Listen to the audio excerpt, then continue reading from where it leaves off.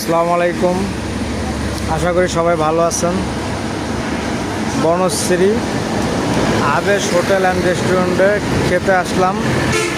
এখন রাত মনে হয় 1:20 বাজে।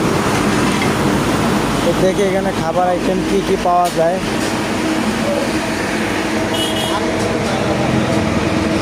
চিকেন শিক আছে, তারপরে বিভিন্ন আইটেমের খাবার দেখা যাচ্ছে। খুব মনে হচ্ছে খুবই সুস্বাদু খাবার। রাতের বেলাও সারা রাত এখানে এই রেস্টুরেন্ট খোলা থাকে। খুবই ভালো মানের খাবার হয়তো বিক্রি করে তারা। মটকার হাড়ি আছে, হাড়ির খাবার।